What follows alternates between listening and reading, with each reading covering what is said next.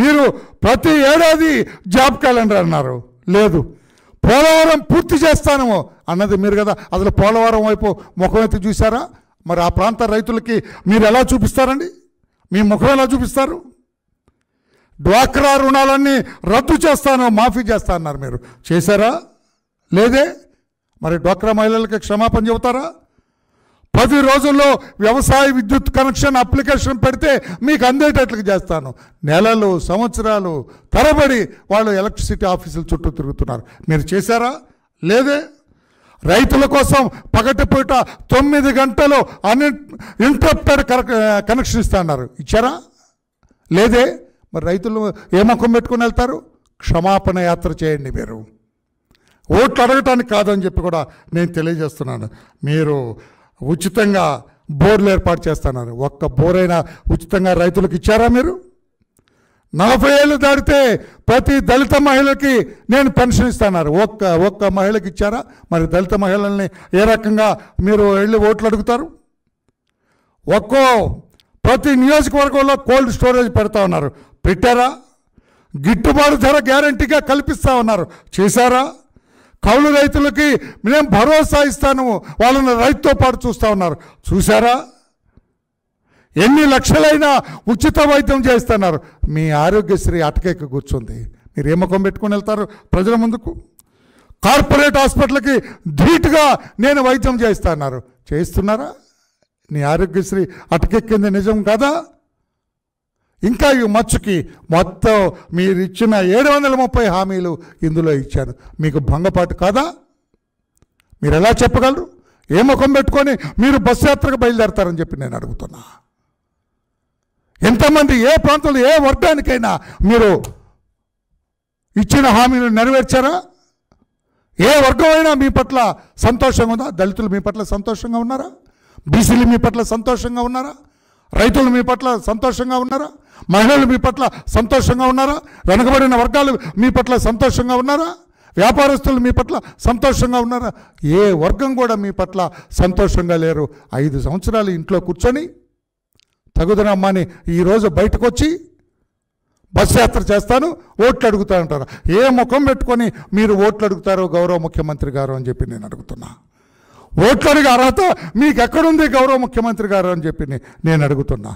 బడి పిల్లలకి చిక్కీలకు డబ్బులు కట్టడానికి లేని మీరు 5 కిలోమీటర్లు మీ ఇంటి దగ్గర నుంచి వెళ్ళాలంటే హెలికాప్టర్ మీద ఎక్కుతారు, ఎన్ని లక్షలు ఖర్చు అవుతుంది? ఫీజు రీయింబర్స్కు డబ్బులు లేవంటున్నా మీరు ఏ రకంగా ప్రభుత్వ సొమ్ముని దుర్వినియోగం చేస్తున్నారు? ఏ రోజైనా మీరు 5 ఏళ్ల ముఖ్యమంత్రిగా ఒక్క ఊరికి వెళ్ళారా? ఒక్క సామాజిక వర్గాన్ని పలకరించారా?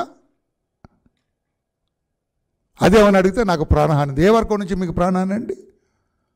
ప్రజలందరికీ మేలు చేస్తున్న మిమ్మల్ని ఎవరండి హాని చేసేది? మీకు ఎందుకు మిమ్మల్ని ఎవరు అటాక్ చేస్తారని నేను ఇంటెలిజెన్స్ వాళ్ళని కూడా అడుగుతున్నా.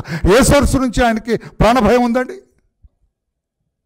ఒక స్పెషల్ చట్టం కూడా తెచ్చుకున్నారు ఆయన ప్రాణాన్ని రక్షించడం. ఏది ప్రధానమంత్రిని కాపాడే చట్టానికి సిమిలర్గా ఒక చట్టం తెచ్చుకున్నారు. ఏమిటంటే అంత అవసరం మీకు? మిమ్మల్ని ఎవరు చంపుతారండి? నక్సలైట్లు మీ మీద ఉన్న కన్ను వేశారా?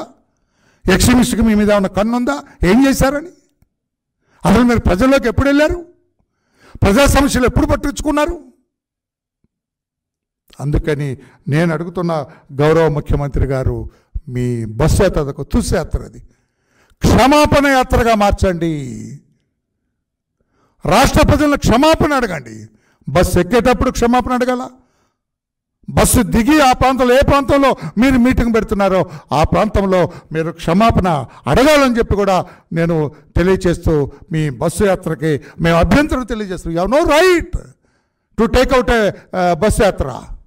బస్సు యాత్ర చేసే నైతిక హక్కు మీకు లేదు గౌరవ ముఖ్యమంత్రి గారు అని చెప్పి కూడా నేను తెలియజేస్తున్నాను. నేను ఎవరికి మేలు చేశారని మీరు బస్సు యాత్ర చేస్తారు గౌరవ ముఖ్యమంత్రి గారు అని చెప్పి కూడా నేను తెలియజేస్తున్నాను. నేను రాష్ట్ర ప్రజలందరూ కూడా ఉద్యోగస్తులకి వారం రోజుల్లో సిపిఎస్ రద్దు చేస్తా అన్నారు.